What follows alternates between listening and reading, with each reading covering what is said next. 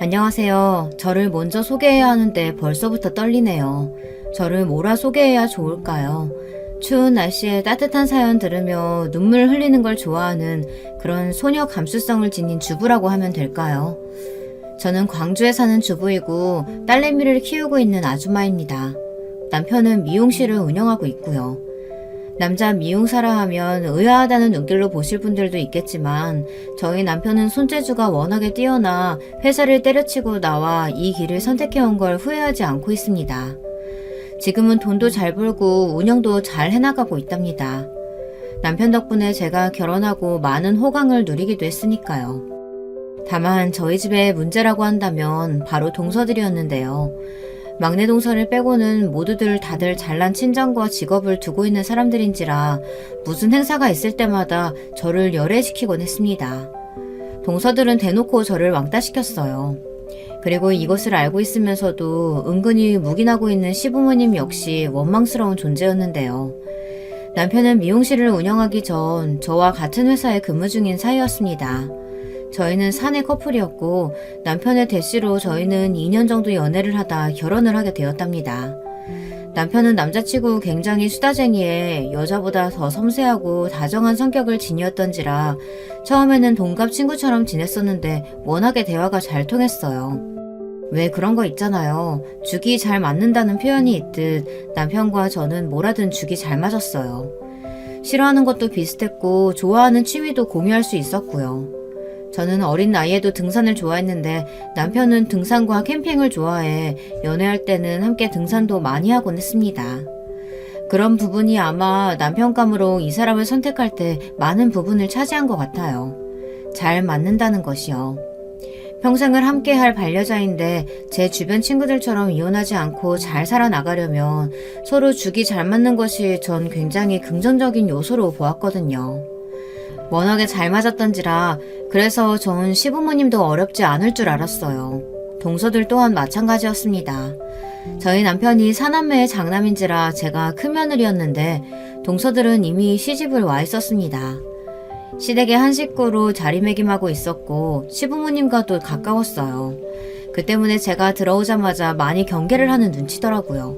마치 텃세라도 부리고 싶은 것 같았습니다. 처음 제가 시부모님을 뵈러 인사를 갔을 때는 조용히 시부모님의 말을 거두고 있던 동서들이 결혼을 하고 나서는 바뀌어버렸으니까요. 둘째 동서는 직업이 강사였고 셋째 동서는 전업주부였는데요. 둘 다 친정이 잘 살았습니다. 서방님들도 벌이가 좋았고요. 그래서인지라 둘은 이미 같은 동네에 살며 미술관이며 갤러리 카페며 이러한 고급진 곳들을 놀러 다니더군요. 그래서 어느 날은 제가 동서들과 친해지기 위해 같이 놀러 가자는 제안을 하게 되었는데요. 이날 정말 충격이었습니다. 형님, 형님이 그럼 미술관 가서 뭘 할 수 있겠어요? 형님은 아마 지루하실 거예요. 저는 미술 전공했으니 가는 거고요. 셋째 동서도 그렇고요. 그냥 나중에 노래방이나 가게 되면 그때 같이 가요. 됐죠? 동서, 나도 미술 좋아해. 딱히 그림 보는 눈이 있다기보단 대학 다닐 때도 미술관 가는 걸 좋아해서 자주 다니곤 했어. 그나저나 그 말투는 뭐야? 좀 기분 상하네. 사람 무시하는 것도 아니고. 형님도 참 죄송해요. 저희는 그런 뜻이 아니었어요.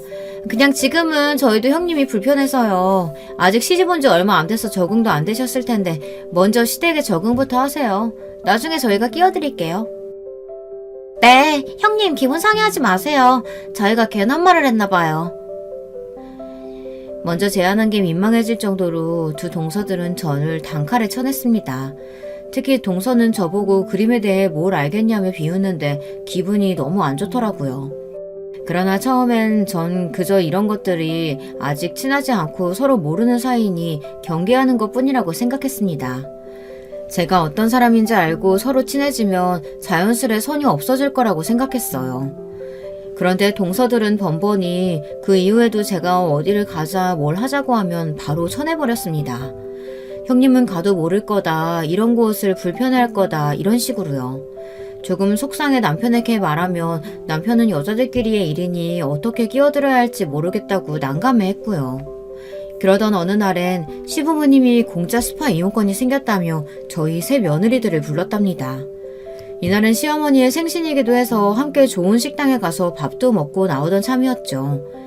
그런데 시어머니가 오늘 생일도 챙겨주고 고맙다며 핸드백에서 이용권 3장을 꺼내시더군요.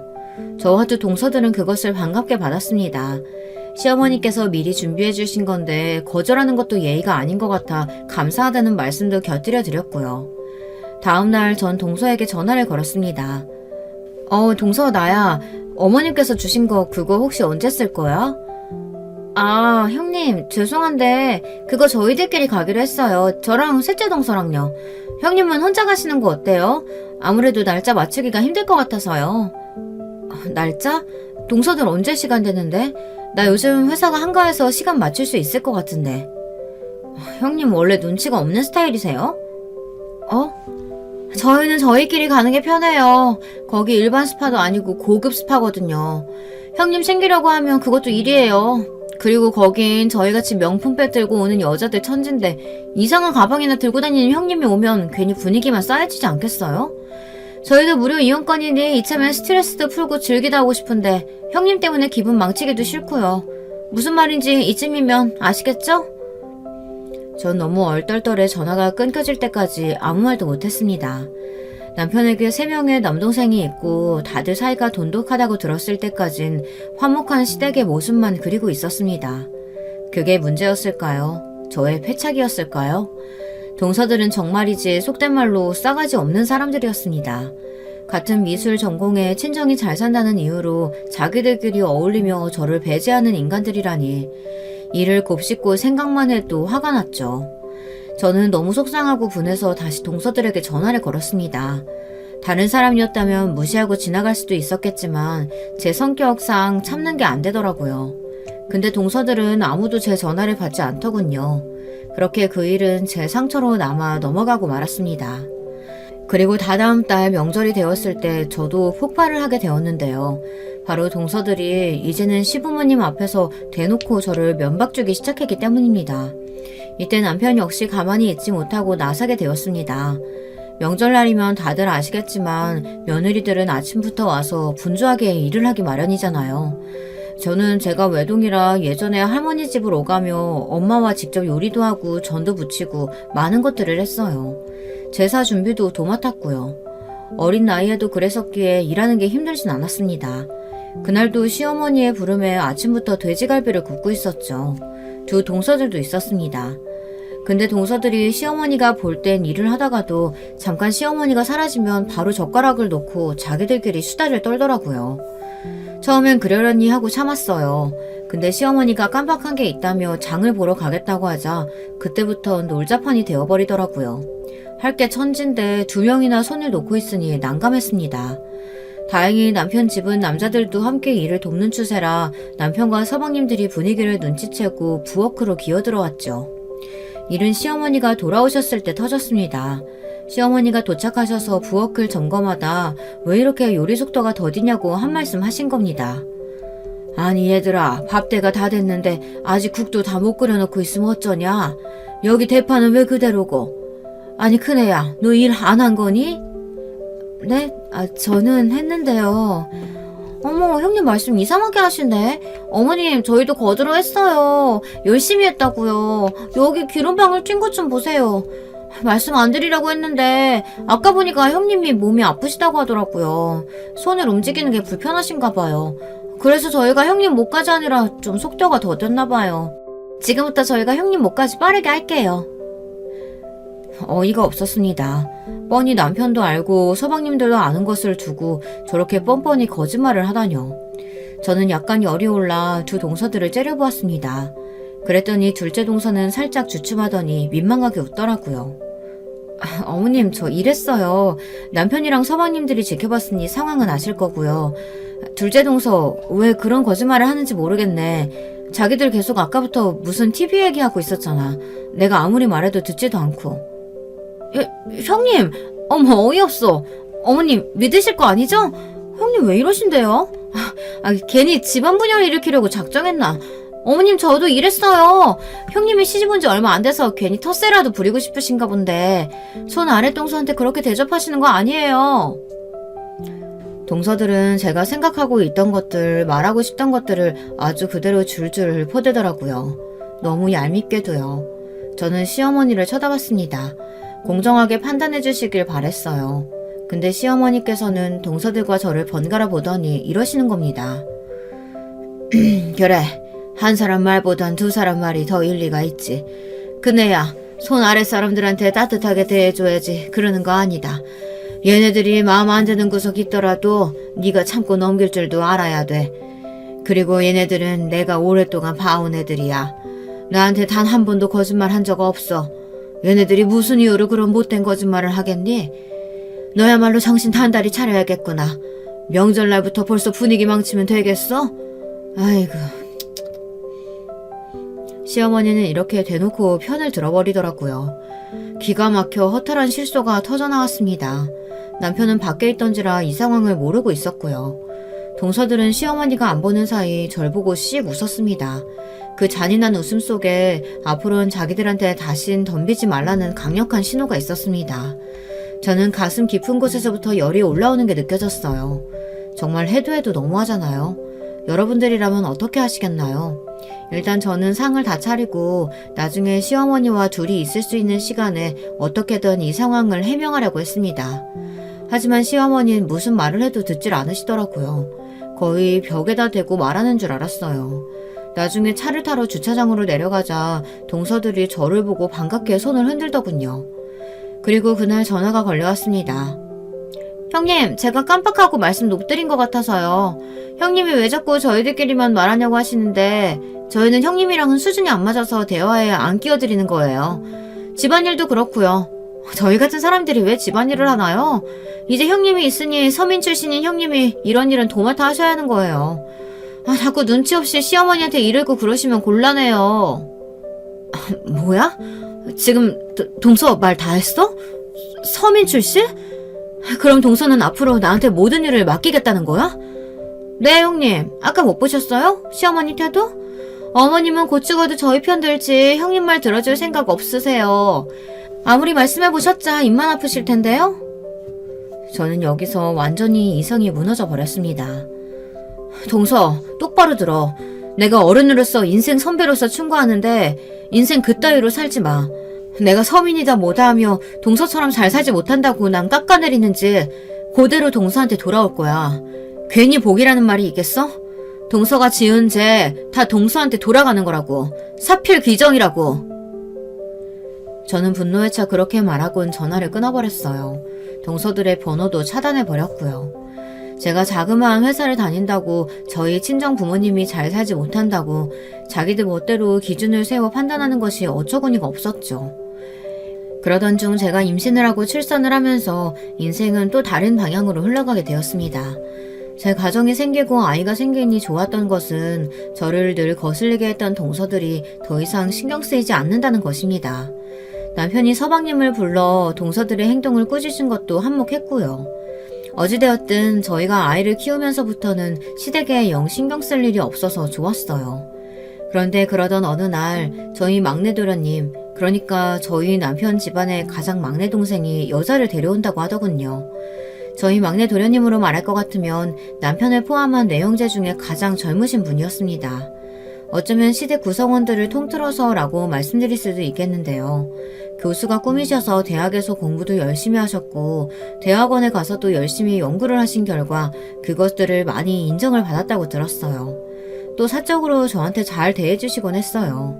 형수님이라고 꼬박꼬박 존대하시는 말씀 속에도 저에 대한 기본적인 존중이 들어있었어요. 그래서인지 저는 시댁 식구들 중 막내 도련님이 가장 좋았습니다. 특히 막내 도련님은 역사를 좋아하셨는데 제가 역사에 또 관심이 많았어요. 역사책이라면 도서관에 가서 빌려보곤 할 정도였습니다. 그래서 둘이 있으면 다른 서방님들과 달리 어색하지도 않았죠. 거기다 특별히 감사했던 일도 있었습니다. 동서들이 명절날 아무 말도 없이 시아버지를 모시고 여행을 갔던 날이 있었어요. 시어머니는 그걸 알고도 저에게 말을 해주지 않았고요. 저는 당일이 돼서야 알게 되었습니다. 동서들이 제주도에 갔다는 것을요. 너무 어이가 없고 화가 나 있었는데 막내 도련님이 이날 일부러 일찍 퇴근하셔서 제 옆에서 조용히 설거지를 하거나 요리를 대신 해주는 방식으로 저를 도와주시더라고요. 도련님 괜찮아요. 제가 할게요. 아니에요. 형수님 혼자 하시려니 힘드시잖아요. 저 이거 가뿐해요. 혼자 있을 때도 제가 다 만들어 먹었는데요, 뭘. 감사해요, 정말. 정말 너무나 든든했습니다. 화가 잔뜩 솟은 나머지 남편에게도 대책에 쏘아붙이고 그러다 부부싸움까지 일어나 기분이 최악이었는데 도련님의 그 따뜻한 배려 어린 행동이 마음을 녹였어요. 그런데 그런 도련님이 데려오는 여자라니 상상만 해도 설레었습니다. 어떤 여자인지 궁금했죠. 왠지 도련님처럼 점잖고 차분한 여자일 것만 같았습니다. 그러다 막내 동서를 처음 본 날 저는 제 예감이 맞았다는 생각에 빙그레 웃었습니다. 막내 동서는 학교 선생님이었고 역사를 가르치고 있었습니다. 학교 선생님답게 차분하고 온화해 보이는 인상에 단정한 옷차림까지 제가 생각한 이미지 그대로였어요. 막내 도련님은 이미 동서를 좋아하는 티를 아주 잔뜩 내고 있었고요. 하지만 시부모님은 마음에 들어하지 않았습니다. 저는 몰랐지만 막내 동서가 고아였는데 시부모님은 막내 동서가 인사를 드리러 온 날 그 점을 꼬집어 말씀하실 정도였어요. 수줍은 표정으로 인사한 막내 동서의 얼굴이 새하얗게 변해가는 모습을 실시간으로 지켜보는데 너무 안쓰러울 정도였습니다. 우리는 부모 없이 자란 사람이 내 아들 짝으로 맞다곤 생각이 안 드네요. 어쩐지 옳지 않은 일 같군요. 섭섭하게 듣지 마시고 아가씨도 생각 잘 해봐요. 우리 며느리들은 다 부모도 있고 넉넉한 집안에서 자란 사람들이에요. 아가씨도 이 집 들어오면 힘들 거고. 아휴, 내가 뭔 말을 하는 거야. 아무튼 나는 반대해요. 네, 어머님. 어머님 심정도 충분히 이해합니다. 막내 동서는 성격이 순한 건지 거기에 뭐라 대꾸도 하지 못하고 내내하며 듣고만 있더라고요. 도대체 왜 고아라서 싫다는 건지 제가 나서서 막내 동서를 변호라도 해주고 싶은 심정이었습니다. 울컥했는지 눈시울이 어느새 벌개져 있었던 막내 동서는 급기야 죄송하다는 말까지 내뱉었습니다. 그런데 그때였어요. 떨리는 음성으로 죄송하다고 말하는 막내 동서 옆에 있던 도련님이 벌컥 화를 내신 겁니다. 저는 지금껏 도련님을 지켜보았지만 그렇게 화를 내시는 모습을 처음 보았어요. 도련님은 화는커녕 언성 한번 높이시는 분이 아니었으니까요. 시부모님도 이에 당황하신 눈치였습니다. 어머니 아버지, 저 지금까지 한 번도 어머니 아버지께 대든 적 없었습니다. 말대꾸 한 번 한 적 없었죠. 하지만 결혼만큼은 제가 원하는 상대와 해도 된다고 말씀하지 않으셨나요? 저는 이 사람과 결혼하고 싶어요. 이 사람 허락해주지 않으신다고 해도 저는 이 사람과 결혼할 겁니다. 제가 이 사람에게 그렇게 약속했어요. 평생 행복하게 해주겠다고, 눈물 흘릴 일 없게 해주겠다고요. 이 사람 학교 선생님이란 번듯한 직업도 있고 누구보다 성실하게 또 당당하게 살아온 사람이에요. 그러니 이 사람 태어난 조건만 보고 말씀하지 마세요. 뭐 그렇다고 어떻게... 이놈의 자식이 부모 앞에서 할 말이 있고 못할 말이 있지. 뭐 우리가 허락을 안 해도 결혼을 해? 이놈이 자식놈이냐? 시어머니는 당황하셨고 시아버지는 막내 도련님이 자기 의견을 말하는 모습에 이건 아니다 싶었는지 화를 내었습니다. 저는 조용히 속으로 막내 도련님을 응원하고 있었죠. 그래, 잘하고 있어요 라고 말해주고 있었답니다. 결국 결혼은 성사되었습니다. 막내 도련님의 고집이 시부모님을 이긴 것이었죠. 저는 이때 처음으로 막내 도련님의 새로운 면모를 발견하게 되었고요. 하지만 그렇게 저희 집에 들어온 막내 동서는 굉장히 고생을 했습니다. 이미 싸가지라고는 없는 두 동서들에 이어 눈엣 가시로 보는 시어머니와 시아버지까지 얼마나 힘들었겠나요. 막내 동서가 가장 어린 사람이라는 이유로 동서들은 아예 대놓고 막내 동서를 부려먹으려고 하더라고요. 명절날 일을 다 떠맡기는 건 물론이고 막내 동서가 묻는 말엔 대답조차 하지 않고 무시해버렸어요. 그러던 어느 날부턴 점점 선을 넘어버렸죠. 어느 날 막내 동서가 저에게 울면서 전화가 걸려왔더라고요. 집 앞인데 잠깐 만나뵐 수 있겠냐고요. 갑작스레 걸려온 전화라 저도 놀랐지만 걱정되는 마음에 다급히 내려갔습니다. 막내 동서는 놀이터 벤치에 앉아 눈물을 뚝뚝 흘리고 있었어요. 형님, 저 시집살이가 너무 힘들어요. 왜? 무슨 일인데 그래, 동서? 세상에... 저도 어디서부터 어떻게 설명해야 할지 모르겠어요. 막내 동서는 말을 하고도 한참 잊지 못했습니다. 그러다 이어 들려준 이야기는 너무 충격적이었죠. 오늘 둘째 형님이 전화가 와서는 자기 이삿날이라고 도와달라고 하시더라고요. 그래서 저는 학교 끝마치자마자 달려가서 이삿짐이고 뭐고 다 날라주었어요. 거의 5시간을 하루 종일 일만 했던 것 같아요. 근데 잠시 후 셋째 형님이 오시더라고요. 일이 다 끝나갈 시간에 오셨는데 저한테 고생했으니 짜장면이라도 함께 먹으러 가자고 하더라고요. 그렇게 같이 중국집에 갔는데 둘째 형님이 저한테 물 떠와라 커피 사라 계속 시키더라고요. 셋째 형님도 그렇고요. 제가 나중에 표정이 안 좋아졌나 봐요. 갑자기 저한테 지금 표정을 왜 구기냐며 저를 위협하는데 너무 무서웠어요. 고아 주제에 감히 자기들한테 내드는 거냐고요. 뭐? 여기서 끝이 아니었습니다. 동서가 뒤에 들려준 이야기는 앞전보다 더 심했어요. 그리고 사실 형님께는 말씀 못 드렸는데 제가 둘째 형님, 셋째 형님 아이들 케어 다 해주고 있어요. 둘째 형님은 일이 많아서 힘들다고 하셔서 저한테 부탁하셨고 셋째 형님은 친정집에 일이 많아서 거길 가셔야 한대요. 그래서 제가 애들 케어해주고 있는데 언제 한 번은 감기 몸살이 심해서 못 간다고 했더니 난리를 치시는 거예요. 저한테 욕설까지 하는데 사실 너무 힘들었어요. 시어머니께 저번에 살짝 말씀드렸더니 그거 해주는 게 뭐 어렵냐고 오히려 저를 꾸짖으시더라고요. 형님, 저 정말 너무 힘들어서 이대로 죽고 싶어요. 저는 동서의 이야기를 들으며 너무 마음이 아팠네요.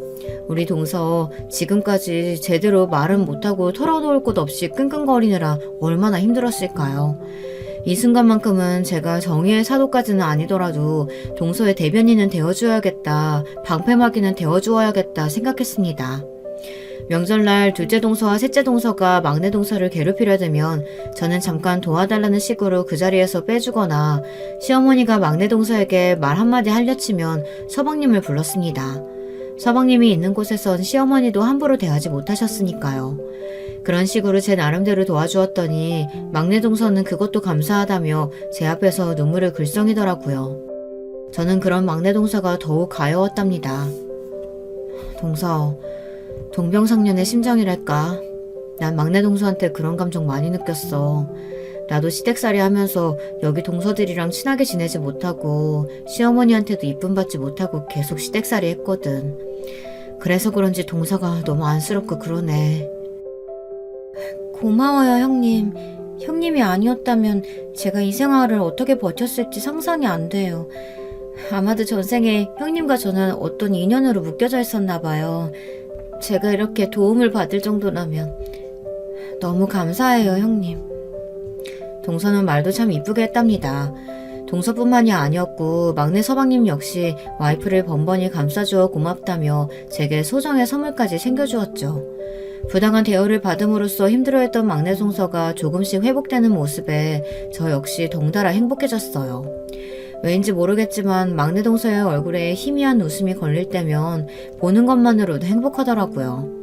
제가 외동이라 그런지 어렸을 때부터 여동생을 그렇게 갖고 싶었는데 저희 친정 부모님은 이를 두고 아마도 동서가 제 여동생처럼 느껴지는 것 같다고 말씀하시더군요. 그러다 막내 동서가 임신을 하게 되고 조카를 낳았을 땐 정말 언니의 심정으로 여러 가지 도와주게 되었습니다. 우선 막내 동서에겐 친정엄마가 없었잖아요. 그러니 제가 이미 아이를 낳았던 사람으로서 산후조리도 도와주게 되고 아이 케어에 필요한 정보들도 알려주었어요. 하지만 동서는 아이를 낳고도 시어머니 등살에 김장하랴 시댁일 도우랴 정신이 없었습니다. 저는 그런 동서의 건강이 무척 걱정되었답니다. 이 과정에서 시어머니와 갈등이 일어나기도 했죠. 동서가 점점 지쳐가는 게 눈에 보이자 제가 시어머니를 찾아가 말하게 되었거든요. 어머님, 죄송한데 막내 동서 아직 몸이 덜 회복된 것 같더라고요. 막내 동서가 저리 꿋꿋한 척해도 사실은 많이 아파요. 골반도 쑤신다고 하고요. 그러니까 김장은 둘째 동서나 셋째 동서 시키는 게 어떠세요? 뭐? 넌 뭐 그런 소리를 다 한다니? 아니 귀한 우리 둘째 셋째 아가를 왜 시켜? 그 험한 일을. 막내 걔가 딱이다. 걔가 손도 야물딱지고 부모가 없어봐서 그런지 말도 고분고분 잘 들어. 어머님, 그렇게 말씀하시면 어떡해요. 아니 그럼 막내 동서가 만만하신 거예요? 말 잘 듣는 사람이니까 고하니까 그 이유를 시키시는 거예요? 어머님이 똑같은 며느리잖아요. 예, 왜 막내랑 걔네랑 갔냐? 걔네는 나한테 꼬박꼬박 용돈도 주고 선물도 갖다 줘. 막내 부부는 나한테 뭐 10원 한 장 안 들고 오는데 말이야. 거기다 고아 출신 받아줬음 고마워서 절을 해도 모자르지. 막내 걔가 설마 뭐 자기 부려먹는다고 너한테 이러드냐? 아니요, 그런 게 아니고요. 그런 게 아니면 너도 편들지 말고 가만히 있어. 같이 없는 처지라 그런지 뭐 더 마음 가고 그러는 거냐? 시어머니는 그러면서 막내 동서를 더 부려먹을 기세로 제게 이른 게 괘씸하다며 씩씩거렸습니다. 그리고 그 불똥은 저에게까지 튀게 되었어요. 시어머니는 저와 막내 동서를 하나로 엮고 무슨 행사만 있으면 저와 막내 동서만 딱 불러 일을 시키려 들더라고요. 막내 동서는 저보다 몇 시간 더 일찍 와서 초췌한 얼굴로 일을 하고 있었고요. 갓난아기를 등에 업고 일하는 모습이 너무 가련했습니다. 그때는 저도 견디지 못하고 남편에게 중재를 하라고 말하게 되었고 남편이 시어머니에게 말했지만 시어머니는 나이가 들면서 사람이 어째 점점 더 괴팍해지는 느낌이었습니다. 그리고 그러던 어느 날 너무나 끔찍한 사건이 일어나 버렸죠. 아직도 저는 이 글을 쓰는 지금도 그 사건을 생각하면 심장부터 떨리는데요. 바로 서방님, 저에게 참 잘해주셨던 우리 서방님이 세상을 떠나고 마신 겁니다. 사인은 심장마비였습니다. 평소 술과 담배를 즐기지도 않았건만 서방님은 그렇게 한순간에 하필 아무도 없었던 텅 빈 강의실에서 그렇게 허망하게 떠나버리고 말았습니다. 만약 지나가는 사람이 단 한 명이라도 있었다면 서방님을 살릴 수 있었을 텐데 이미 서방님이 병원에 도착했을 땐 골든타임이 지나 있었고 저희는 그저 넋을 놓을 수밖에 없었어요. 곧바로 서방님의 장례식이 치러졌고 과부가 된 동서는 멍하니 영정사진을 바라보고 있더군요. 어린 애기였던 조카애는 무슨 영문인지 모르고 그저 의자에 앉아 빵긋빵긋 웃고 있었고요. 그런데 그때 정말 시어머니께서 너무한 행동을 하시더라고요. 갑자기 불현듯 동서의 뺨을 거세게 내리친 겁니다. 막내 동서가 초점 잃은 눈으로 시어머니를 보자 시어머니는 그때부터 온갖 말도 안 되는 역성을 내기 시작했어요. 야 이년아, 너 때문이야. 네가 내 아들 잡아먹은 거야. 옛날에 암탉이 울면 집안이 망한다 했어. 걔가 너를 만나 명이 이렇게 짧게 끝나버린 거라고. 너만 아니었으면 내 아들 돌려내 이년아. 내 아들 돌려내. 어머님 이러지 마세요. 이게 왜 막내 동서 잘못이에요. 그만하세요 좀. 그래요 엄마, 그만해요. 저와 남편이 말리고 들었고 장례식장은 순식간에 쑥대밭이 되었습니다. 시어머니는 막내 동서의 머리칼을 한 움큼 뽑고도 분하다는 듯 계속 씩씩거렸어요.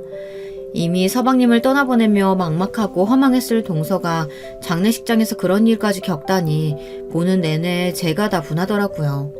동서에게 친정이라도 있었다면 시어머니께서 감히 그런 행동은 하실 수 없었을 텐데 말이죠.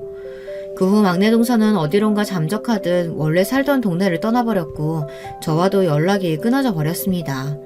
친동생 친언니처럼 미주알 고주알 매일 연락을 주고받던 사이였던 동서였는데 그렇게 하루아침에 어디론가 훌쩍 떠나 마치 없었던 사람처럼 되어버렸던 것이 한편으론 속상하고 서글프더라고요. 여보, 우리 동서 잘 있겠지? 잘 살고 있어야 할 텐데. 제가 남편을 향해 가끔 이렇게 물으면 남편도 어려운 표정으로 고개를 끄덕이곤 했습니다. 이 와중에 시어머니는 막내 동서가 사라진 것에 대해서도 괘씸하다며 그년 때문에 서방님이 죽었다고 생각하셨습니다. 어느 날은 그 정도가 지나쳐 무당집에 찾아가 막내 동서를 저주하는 구판까지 벌이셨다고 들었어요.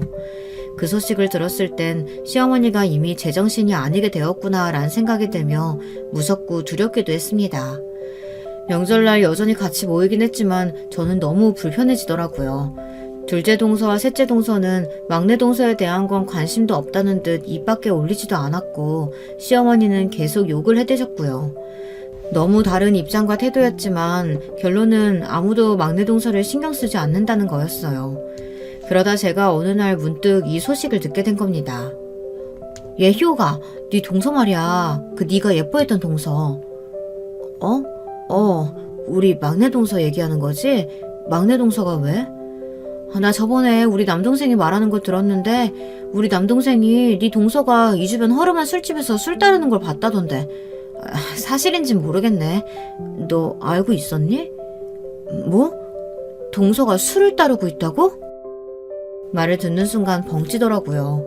저는 당장에 그 술집을 수소문해 동서를 찾아갔어요. 누런 벽지에 빨간 조명을 단 정말 허름한 술집이더라고요. 그 안엔 동서가 남자들 틈에 끼어 술을 따르고 있었고요. 50대, 60대로 보이는 아저씨들은 동서를 마음껏 희롱하고 있었습니다. 야, 옷 좀 벗어보라니까 왜 이렇게 비싸게 구냐? 어? 아니, 너 돈 벌려고 나왔다며? 에이, 그럼 옷 정도 가볍게 벗어야지. 그래야 내가 팁을 주든가 하지. 너 이렇게 비싸게 굴 거야? 너 잘리고 싶어? 내 말 한마디면 너 그냥 잘려. 제발 이러지 마세요. 저는 순간 눈에 불이 나 술집 문을 열었고 동서의 손을 잡은 채 그 술집을 뛰쳐나왔습니다. 동서는 저를 보자마자 수치스러운 듯 곧바로 시선을 내리깔더군요. 순간 동서가 입고 있던 얇고 가슴이 파여있던 옷이 보였습니다. 동서는 그것마저 수치스러워하는 것 같았어요. 동서는 죄송하다는 말을 한마디 겨우 내뱉었어요. 동서, 언제부터 이러고 산 거야? 난 동서가 아예 떠난 줄 알았어. 아니, 가까이 있었으면 말을 하지. 왜 먼데 간다고 하고 떠난 거야? 제가 가까이 산다고 하면 누가 저를 반기겠어요. 저도 떠나고 싶었는데 떠날 곳이 있어야 말이죠. 친정도 없고 고아원으로 돌아갈 수도 없고. 근데 자식은 있으니까 어쩔 수 없이 일은 해야겠더라고요. 아니, 그 학교 선생님 일하면 되는데 그건 왜... 그게... 동서는 서방님이 세상을 뜨기 전 부부싸움을 조금 하게 되었다고 합니다. 그것이 학교생활 시댁살이가 겹쳐 스트레스를 받은 나머지 서방님에게 몇 마디 쏘아붙였는데 그것이 갈등으로 번지었대요. 근데 서방님이 갑자기 떠나버리게 되니 자신이 한 모든 행동이 후회되며 선생님으로서 누군가를 가르칠 자격도 없다고 생각이 되더래요. 그래서 과감히 일을 그만두고 자신을 망칠 각오로 술집에서 일을 시작하게 되었다는 겁니다. 동서, 그건 건강하지 않아. 왜 멀쩡한 직업을 놔두고 그러지 마. 아니에요, 형님. 이게 맞아요. 저는 최대한 설득하려고 했지만 동서는 그렇게 계속 말하더니 여전히 희미한 웃음을 달고 자기는 다시 가게로 돌아가 보겠다고 뛰어갔습니다. 그 다음날부터는 계속해서 고민되었어요. 동서가 분명 저렇게 자신을 망치며 술집에서 일하다 보면 생활고가 찾아올 텐데 어떻게 해야 할까? 저는 동서네 집도 가봤습니다. 역시나 허름한 반지하 방에서 바퀴벌레들과 함께 살고 있었고 아이가 자랄 수 있는 환경이 아니었어요.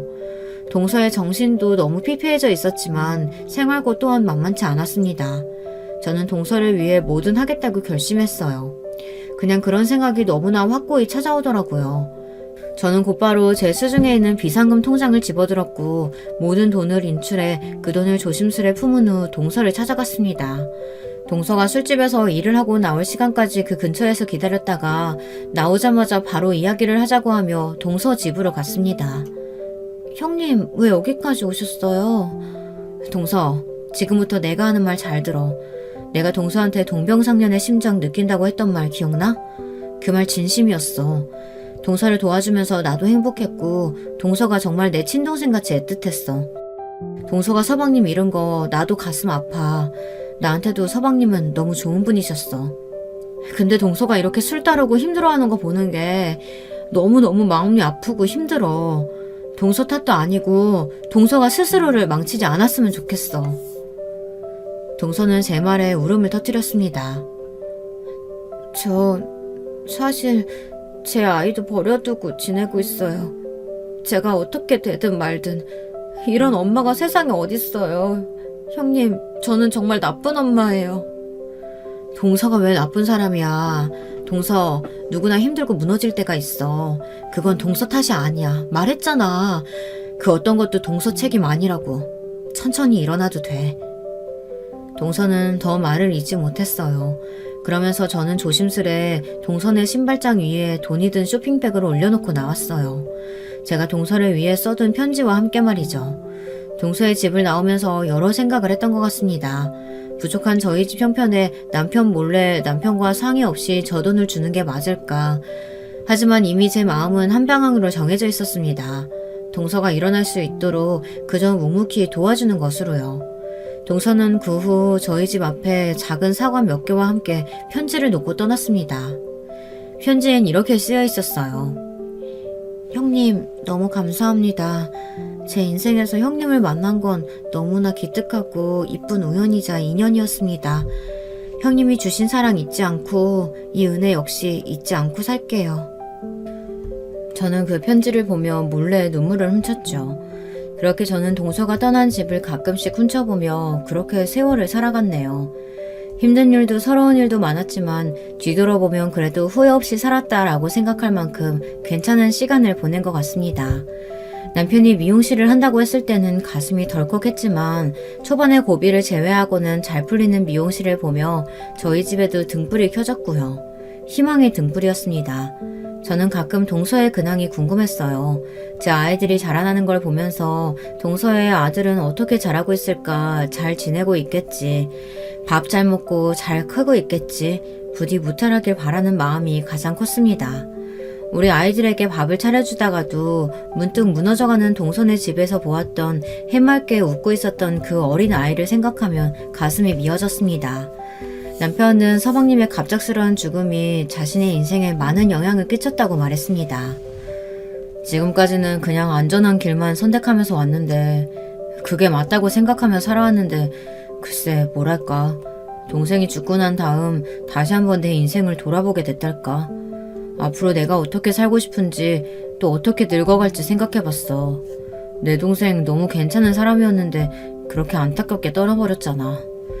인생이 문득 너무 짧다는 생각이 들더라고. 나한테는 날 지원해줄 가족도 있고 내가 잘하는 걸 하면서 원하는 인생을 살기에도 어쩌면 인생이 짧을 수도 있겠다 싶었어. 그래서 미용업을 결정하게 됐지. 그랬구나. 당신이 그런 생각으로 그런 마음으로 시작했구나. 잘했어. 어느 날 남편과 술 한 잔을 기울이다 문득 돌아가신 서방님 이야기가 나왔습니다. 그날은 서방님의 기일을 며칠 앞둔 날이었거든요. 그러다 툭 튀어나온 남편의 본심에 저도 눈물을 짓게 되었어요. 아이들이 출가하고 나서는 조금 헛헛한 마음도 있었는데 갑자기 이른 나이 떠나신 서방님 생각을 하니 복합적인 마음에 눈물이 막 나더라고요. 동서의 마음은 그때 얼마나 힘들었을까 하고요. 그런데 우연히 최근에 동서를 만난 일이 생긴 겁니다. 중년의 나이에 동서를 만날 줄은 정말 상상도 하지 못했어요. 정확히 말하면 동서의 아들이었는데요. 저에게는 동서의 아들이 동서나 다름없었습니다.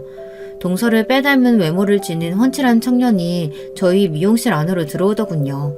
멀끔한 정장을 입은 앳된 청년이었습니다. 처음엔 남편에게 머리를 하러 온 청년인 줄로만 알고 가방을 받아들었는데 그 청년은 잠시 이야기를 하자며 자신이 동서의 아들이라 소개했습니다.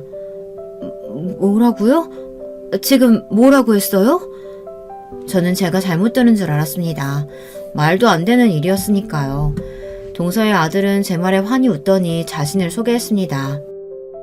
네, 큰엄마 잘 지내셨어요? 저희 어머니가 늘 큰엄마에 대한 말씀을 많이 하곤 하셨어요. 그래서 저는 익숙한데 큰엄마는 제가 낯서시겠어요. 그나저나 먼저 제 절부터 받으세요. 절이라니? 마침 마감 시간이라 텅 비어있던 미용실에서 동서의 아들이 제게 절을 했습니다. 무릎을 꿇고 정중하게 절을 하는 그 모습에 저와 남편 모두 당황스러움을 감추지 못했습니다. 하지만 조카의 표정은 너무도 경건하기 그지없었어요. 외려 그 모습에 저희 둘 다 말을 잇지 못했죠. 그리고 이어 들려온 말에 그저 눈물을 흘릴 수밖에 없었습니다. 근데 어머니는? 동서는 같이 안 온 거야? 어머니는... 그때 동서의 아들의 표정이 딱딱하게 굳었습니다. 저희 어머니는 작년 겨울에 돌아가셨습니다. 새해가 시작된 지 얼마 안 되었으니 긴 시간이 흐르진 않았네요. 어머니께서 유언으로 큰엄마한테 은혜 잊지 않고 있었다며 이것을 꼭 전해주라고 하셨어요. 먼저 받아주세요. 동서 아들이 건네준 건 바로 10억에 가까운 건물과 땅 문서 종이들이었습니다. 무려 제가 쇼핑백에 넣어주었던 돈의 자그마치 1000배나 되는 액수였죠. 공의 개수를 제대로 셀 수 없을 정도로 저는 정신이 혼미해졌습니다. 저와 남편이 서로 너무 놀라 덜덜덜 떨며 문서들을 바라보자 조카가 그러더군요. 큰엄마도 형편 어려우실 때 저희 어머니 집 신발장에 100만 원 놓고 가셨다고 들었어요. 저희 어머니는 신발장에 있는 그 돈 보고 한참을 우셨대요. 자기를 생각해주는 사람이 한 사람이라도 남아있다면 그 힘으로 살아보겠다고 결심하셨다고요. 그리고 저를 데리고 다른 지역으로 가서 다시 복직하시고 선생님 일도 시작하셨다고 해요. 그러던 중에 저를 키워주신 아버지를 만나셨고 사업을 시작하셔서 큰돈을 만지게 되셨습니다.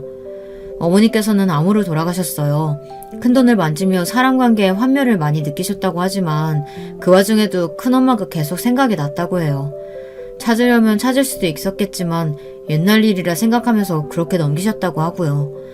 또 사업이 워낙 굴곡이 많고 돈의 흐름도 불안전해서 크게 꼭 갚으리라 마음속으로 굳게 다짐하셨는데 쉽지 않으셨나 봐요.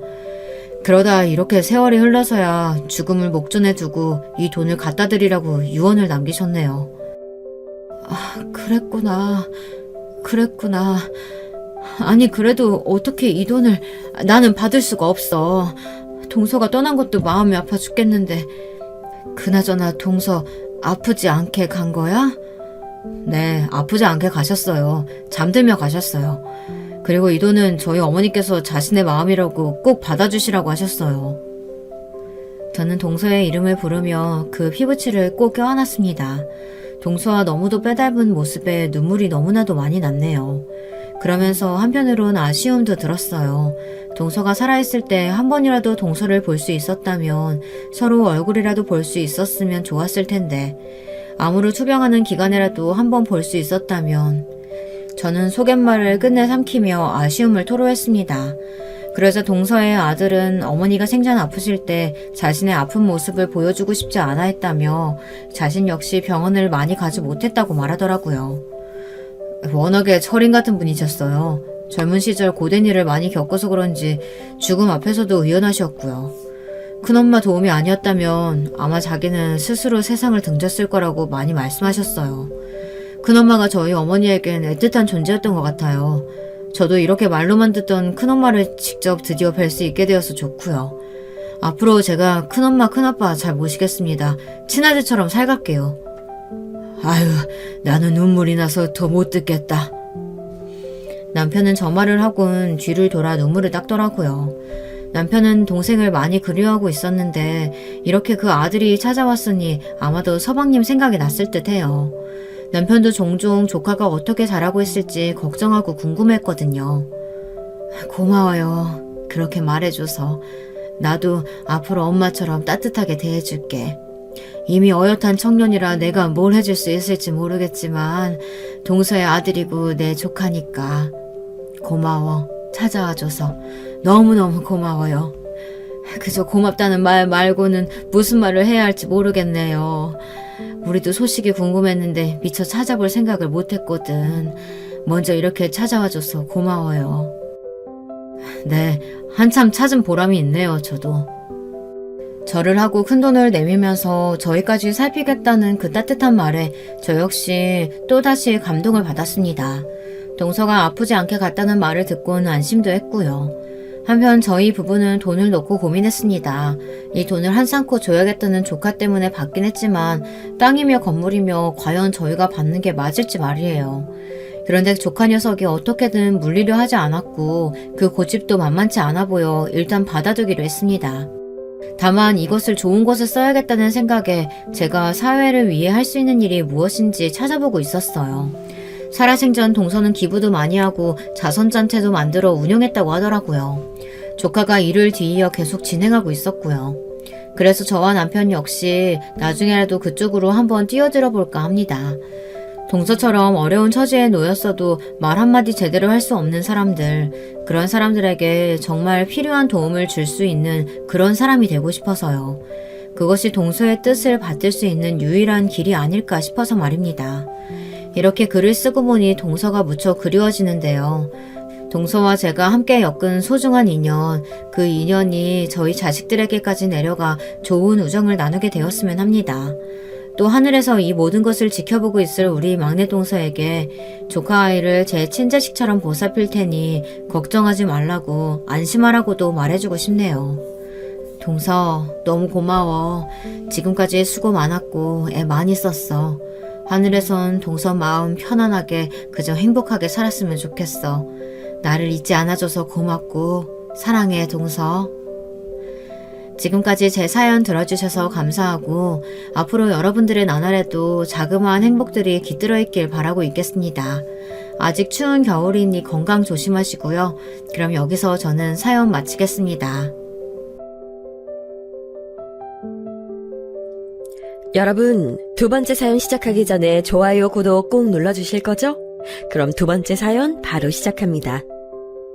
안녕하세요. 저는 서울에 사는 50대 여자입니다. 원래 고향도 그렇고 아이들을 키우던 결혼 생활도 다 지방이라 서울은 온 지 10년 정도 됐는데 이제야 좀 적응되는 기분이 들어요. 오늘은 아무 일정도 있지 않아 그동안 하고 싶었던 사연 제보를 해보려고 합니다. 늘 듣기만 하다 저도 제 얘기를 제보하고 싶었는데 드디어 용기를 내보네요. 요즘 세대도 참 힘들지만 한국의 중년 세대들은 다 적어도 하나씩은 사연들을 가지고 있는 것 같습니다. 저도 그중 하나라서 제보하게 됐고 아마 공감 가는 분들이 많으실 거라 예상되는데요. 지방에서 태어난 저는 남편을 친구 소개로 만나게 됐습니다. 정확히 말하면 친구 남자친구의 친구여서 같이 놀다가 그대로 연애하고 결혼까지 했었는데 처음엔 우리 집에서 반대가 되게 심했어요. 남편은 홀어머니였고 외동아들이라 시어머니가 남편한테 되게 많은 의지를 했었거든요. 친정엄마가 그 소식을 듣고 결혼은 절대 안 된다고 저를 얼마나 말리셨는지 모르겠습니다. 직업이라도 괜찮으면 모르겠는데 그때 당시 남편의 직업은 그냥 시장에서 과일을 팔고 있어서 불안정하다고 부모님이 반대가 심하셨어요. 저는 오빠가 한 명 있는데 오빠도 저에게 본인 친구를 소개해 줄 테니 남편과 결혼하지 않으면 안 되냐고 했습니다. 콩깍지가 정말 무서운 거 아시죠? 이미 남편에게 마음을 뺏긴 저는 가족들의 반대에도 꼭 결혼하고 말겠다고 우겨서 결국 결혼에 성공하게 됐어요. 부모님이 그렇게 말리신 결혼이니 저는 어떻게든 잘 살려고 노력을 많이 했었는데 현실은 쉽지 않았습니다. 남편이 홀 시어머니라고 했잖아요. 결혼하고 우리 부부는 시어머니와 같은 집에서 살았는데 결혼 전에도 저는 부모님과 살았기 때문에 엄마랑 사는 거겠지 생각하고 별 대수롭지 않게 생각했습니다. 그때 제 나이가 또 어리기도 해서 아무것도 모른 채로 결혼하게 됐죠. 결혼 준비는 저 때는 다 어른들이 해주셨던 때라 부모님이 알아서 해주셨고 결혼 생활을 시작하게 됐는데 시어머니는 며느리인 제가 참 싫으셨나 봐요. 남편과 제가 둘이 뭐라도 하면 꼭 본인을 껴서 같이 가라고 했고 밥도 삼시세끼 다 드셨는데 그걸 저 혼자 요리하길 바라셨습니다. 입맛도 까다로우셔서 웬만한 음식은 입에 대지도 않으셨고 안 먹는 음식도 어찌나 많으셨는지요. 인간관계가 넓지 않아 집에 계신 시간이 많았는데 종일 말동무를 해주길 원하니까 그것도 참 고통스러웠습니다. 남편이 퇴근하면 같이 시간을 보내고 싶은데 시어머니는 밖에서 계속 일하느라 힘들었을 텐데 남편을 건들지 말라며 저를 방에도 못 들어가게 하셨어요. 남편하고 결혼한 건데 마치 시어머니와 결혼한 느낌이 들었습니다. 제가 견디다 못해 남편 가게 일을 도우러 간다고 하면 꼭 본인과 같이 가자고 하고 같이 가면 남편은 불편하다고 집에 들어가 쉬라 하고 이러지도 저러지도 못하는 생활이었어요. 그렇다고 저한테 욕을 하거나 손찌검을 한 건 아닌데 그냥 같이 사는 그 자체가 저한테 스트레스가 심했습니다. 남편은 아버지가 일찍 돌아가셔서 시어머니가 본인을 혼자 키우느라 너무 고생이 많아서 안쓰럽다고 계속 같이 사는 것을 본인이 원해서 분가하지도 못했어요. 제일 힘들었던 것은 시어머니 말이 너무 많아서 귀가 아플 지경이었다는 건데 새벽부터 일어나서 요리하는 제 옆에서 도와주진 않고 계속 말을 하니 아침부터 기가 빨려서 제대로 뭘 할 수가 없었답니다. 차라리 나가서 친구들과 담소라도 나누고 오시면 좋은데 시어머니 성격이 살가운 성격은 전혀 아니라 친구도 없어서 밖에 나가지도 못했어요. 남편은 주말에는 가게에 나가지 않았는데 그러면 저는 신혼이니까 둘이 밖에 가서 데이트도 하고 그러고 싶었는데 우리 부부가 나가려고 하면 꼭 따라 나왔습니다. 주중에 집에 있다가 드디어 나간다는 시어머니를 남편은 안타까워해서 우리 둘이 갔다 온다고는 말하지도 못했죠. 친구가 별로 없으니 시어머니는 가족들 챙기는 걸 좋아했는데 그러다 보니 그 고통은 다 제가 받았습니다. 특히 명절에는 돌아가신 시아버지가 장손이라 다 우리 집으로 모였는데 그러면 그 음식들을 시어머니는 무슨 일주일 전부터 준비하셨어요. 조용하고 고요했던 집에 식구들이 오면 그게 즐거우셨는지 다들 자고 가라 하고 가면 아쉬워하고 그랬습니다. 식구들이 먹고 난 음식들을 치우고 청소하고 올 때마다 맞이하는 음식 내놓는 것은 다 제가 하게 됐죠. 제가 제일 화가 났던 것은 시댁과 친정이 차로 2시간 걸리는 거리에 있었는데 시어머니는 늘 명절 끝나고 우리 친정을 방문하라고 했어요. 시댁은 장손 집안이라 사람이 많이 오니까 다 끝나고 우리 집에 가라는데 그러면 그게 명절 의미가 있나요? 저는 오빠가 있었기 때문에 친정에 늦게 가면 오빠와 새언니와 조카들 얼굴도 못 보는 건데 어이가 없어서 한 번은 중간에 남편에게 눈치 줘서 친정에 가겠다고 하니까 시어머니는 남편 차를 가로막고 어딜 가냐고 버릇없다고 막 화를 내셨습니다. 이런 식의 행동들이 지속되면서 저는 참고 살았는데 그러다 아이도 가지게 됐어요. 다행히 첫째는 아들이었는데 시어머니는 제 아들한테도 어찌나 관심이 많던지 저는 시어머니가 우리 아들을 낳은 줄 알았습니다. 아이의 엄마는 난데 본인이 하나부터 열까지 다 신경 쓰고 저에게 잔소리를 심하게 해서 저는 산후 우울증까지 오게 됐어요. 아이가 울어도 제 책임이고 밥을 안 먹어도 제 탓을 하니까 도저히 할 수가 없었습니다. 남편에게 하소연하니까 처음엔 그냥 넘기던 남편도 제가 너무 스트레스가 심해서 울고 난리를 치니 시어머니 보고 너무 그러지 말라고 했더니 시어머니가 이번엔 빠지더라고요. 아들 키워봤자 아무 소용없다며 저에게 네 아들도 나중에 저를 배신할 거라고 저주까지 퍼부었습니다.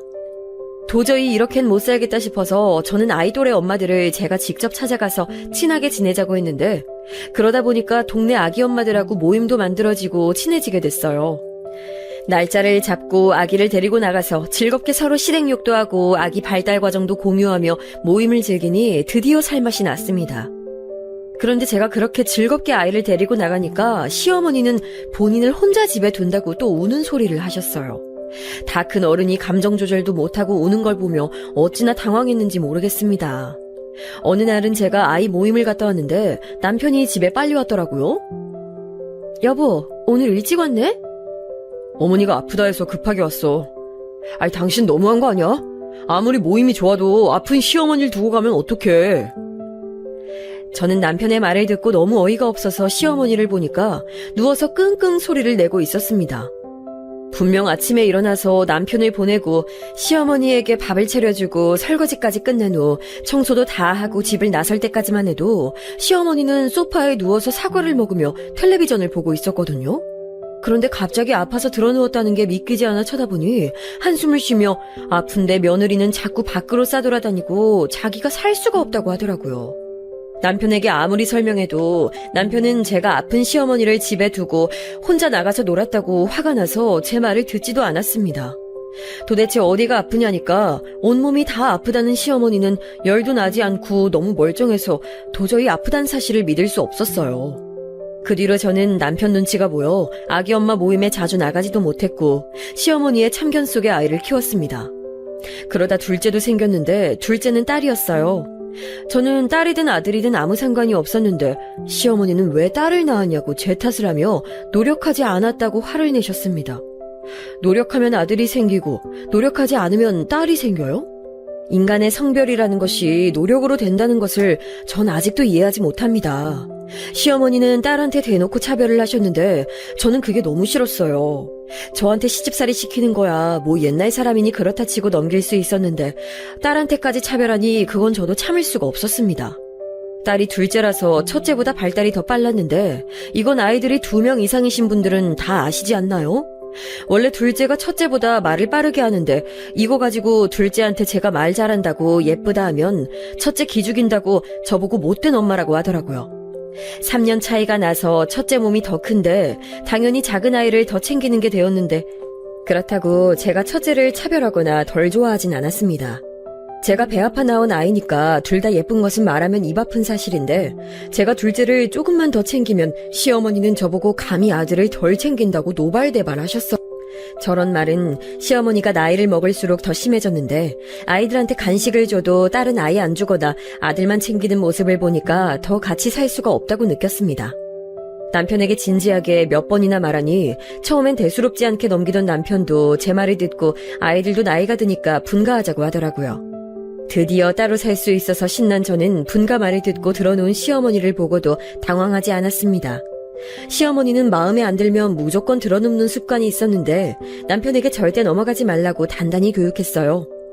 결국 시어머니의 눈물에도 우리는 분가하게 됐는데 남편 가게가 잘 되는 편은 아니어서 집의 크기는 단칸방 하나였지만 그래도 저는 너무나도 기뻤답니다. 시어머니가 수입이 전혀 없으니 생활비는 분가하고 더 드렸는데 이런 것은 전혀 신경 쓰이지 않았죠.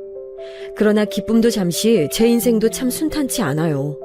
남편이 분가하니까 갑자기 도박에 빠지게 됐습니다. 사실 분가 전에도 과일 가게 장사가 잘 되는 편은 아니었어요. 시장에 갑자기 큰 과일 가게가 생겨서 작았던 남편 가게는 타격을 심하게 받아 매출이 급감하기 시작했거든요. 그래도 단골들이 있어서 그분들 덕분에 버틸 수 있었는데 아무래도 장사니까 큰 가게에서 가격을 심하게 낮추니까 단골들도 잃게 됐습니다. 과일이 팔리지 않는 모습을 보며 저도 옆에서 가슴이 참 아팠지만 그래도 남편에게 버티다 보면 좋을 날이 올 거라고 응원해줬어요. 그래도 남편은 힘들었는지 저에게 가게를 접겠다고 말했는데 그 말을 듣고 사실 너무나도 당황했습니다. 아무런 대책 없이 그만두면 당장 아이들은 어떡하냐고 했더니 자기가 다 생각이 있다기에 한번 믿어보려고 했더니 그 생각이 도박인 줄은 저는 상상도 하지 못했어요. 당장 아이들이 초등학교도 입학하지 않은 어린애들인데 도박을 하고 돌아다니니까 저는 가슴이 답답했습니다. 여보, 진짜 왜 그래? 우리 그럼 다른 가게를 해보자. 아니, 진짜 내가 다 생각이 있어. 여보, 이러다 우리 억만장자 될 수도 있어. 남편은 가게를 정리하고 남은 돈으로 결국 도박해서 다 날려버렸고 심지어 사업을 하겠다고 하며 돈을 여기저기서 빌리기 시작했어요. 제가 아무리 말려도 듣지 않았고 시어머니에게 푸념하니 분가하더니 잘됐다고 알아서 살라는 말만 들려왔습니다. 결국 저는 남편 빚 때문에 친정에 도움을 요청하기까지 했어요. 겨우 친정 도움으로 빚을 갚아주며 한 번만 더 도박하면 그때는 이혼이라고 강하게 말했더니 그제야 조금 정신 차린 것 같았습니다. 남편은 일단 아이들이 너무 어리니까 트럭 운전을 하며 돈을 벌었는데 시어머니는 그걸 알고 또 제 탓으로 돌리며 제가 남편을 위험한 곳으로 떠민다고 욕하셨어요. 그래도 따로 사니까 얼마나 마음이 편한지 그때는 욕하든 말든 신경이 쓰이지 않았습니다. 분가하니 정신이 편해져서 남편과 싸우는 일도 줄었고 저도 아이들을 키우는데 신경이 쏠려 바쁘게 지냈어요. 남편이 운전하며 벌어온 돈을 아끼고 아껴서 저축에 온 힘을 쏟았습니다. 사과 하나도 사는 게 아까워서 며칠을 고민하다 겨우 한 개 사서 나눠 먹고 그랬어요. 그렇게 아낀 돈으로 단칸방에서 방이 하나 있는 집으로 이사할 수 있었고 저도 아이들이 학교에 입학하고 간간히 소일거리를 하며 생활비를 벌었습니다. 입었던 옷을 입고 또 입고 아끼고 아껴서 결국 마침내 아파트에 입주한 날에는 현실이 믿기지 않아 얼마나 울었는지 몰라요. 친정에 전화해서 엄마한테 울며 자랑하니까 엄마가 그렇게 고생하더니 드디어 빛을 본다고 기뻐하셨습니다. 여전히 부자는 아니고 생활비에 허덕이긴 했어도 현실이 조금씩 나아지는 모습을 보니까 동기부여가 확실히 됐습니다. 시어머니는 첫째 아이가 중학교 3학년일 때 돌아가셨는데 암으로 돌아가셨어요. 그렇게 미웠던 시어머니라도 돌아가시니까 마음이 헛헛하고 좋지 않았습니다. 돌아가시기 전에 병원에 계셨는데 기력이 많이 없으셔서 인간 대 인간으로 측은한 마음이 들었죠. 미워도 시어머니고 남편 엄마니까 병문안도 가고 그랬는데 나중엔 제가 오면 반기는 모습에 미우면서 안쓰럽더라고요. 자식이 남편 하나라서 병간호할 사람이 저밖에 없으니 제가 가면 그렇게 반기셨습니다. 신혼 때는 그렇게 시어머니가 미웠는데 죽을 때가 되니 시어머니 인생도 순탄하지 않아서 하늘에서는 편히 쉬길 바랐습니다. 남편도 시어머니가 병원에 계셨던 동안에는 멀쩡하게 밖에서 사고치지 않고 돈을 잘 벌어왔어요. 그렇게 시어머니가 돌아가시고 남편은 외동이라 시어머니 집을 유산으로 혼자 받게 됐습니다. 저는 아이들 사교육으로 돈이 많이 들어가서 안 그래도 힘드니까 거기에 쓰길 원했는데 남편은 갑자기 또 사업을 하겠다고 하더라고요. 무슨 사업이냐고 지금 애들 학원비를 생각하라고 했더니 이번엔 진짜 성공할 수 있다며 저를 설득하는 남편에게 말이 되는 소리를 하라고 통장을 뺏었습니다. 그런데 남편은 갑자기 큰돈이 생기니 그걸 어떻게든 쓰고 싶었는지 이번엔 무슨 일이 있어도 성공할 수 있다고 자신감에 차서 말했어요. 젊을 때 사업을 한 번은 해봐야 한다며 남편은 남자로 태어나 사업도 못하고 죽으면 안 된다고 이상한 생각에 사로잡혀 있었습니다. 지금 벌이가 안정적인 것도 아니라 더 말렸는데 본인의 고집을 누가 막겠어요. 결국 남편은 또 사업에 손을 댔고 결과는 절망적이었습니다. 그렇게 자신만만하게 거래처는 어디고, 뭐 누구랑 동업하고, 제품은 어디서 가져오고, 이런 얘기하던 남편은 어디 가고 큰 빚만 남겨졌어요. 사실 처음부터 장렬하게 망했던 건 아니고, 오히려 초기에는 조금 잘 됐습니다. 자신만만하게 돈을 가져오는 남편 얼굴엔 뿌듯함이 가득했고, 저도 믿기지 않을 정도로 큰 돈을 가져왔어요. 그걸 보고 친정에 연락해서 드디어 최서방이 정신 차렸다고 알리며 용돈을 보내니 친정아버지도 믿을 수 없다고 좋아하셨습니다. 그렇게 아이들도 먹고 싶은 음식 가득 먹고 저도 그동안 하지 못했던 취미생활도 하며 지내게 됐죠. 동네에서도 아이 친구들 엄마들이 먼저 저에게 사업 잘 되는 것 같다며 축하해주고 심지어 부러움에 질투까지 받았답니다. 남편은 날이 갈수록 기세등등해졌고 저는 거기에 장단 맞춰주며 당신이 최고라고 축켜 세워줬어요. 저는 사실 그때 그 기세가 우리가 죽을 때까지 이어질 줄 알았습니다. 하지만 그것을 비웃기라도 하듯 남편의 사업은 2년 만에 뼈도 못 추릴 만큼 망하게 됐어요. 남편이 어느 날 집에 들어오는 시간이 지났는데도 들어오지 않아 걱정하고 있었는데 밤늦게 아이들이 자고 난 후에 들어오더라고요. 당신 왜 이렇게 늦게 와? 걱정했잖아. 여보, 어떡하지? 진짜 어떡하지? 나 여보 볼 낯이 없어. 미안해. 왜 그래, 여보? 괜찮아, 말해봐. 나 돈 다 날렸어. 어떡해. 너무 미안해. 충격적인 남편의 말에 저는 믿을 수 없었는데 당장 다음날 아침부터 저는 체감하기 시작했습니다. 줄기차게 걸려오는 전화에 받았더니 쌍욕을 하며 지금 바로 돈을 갚지 않으면 죽이러 오겠다는 협박 전화가 걸려왔어요. 어제까지 분명 우리 집은 행복하고 여유롭게 잘 살고 있었는데 이 현실이 믿기지 않아 어안이 벙벙했습니다. 그렇게 사채업자들이 집에 찾아오고 협박 전화도 많이 와서 핸드폰도 바꾸고 저는 심지어 아이들 전화까지 시켰어요.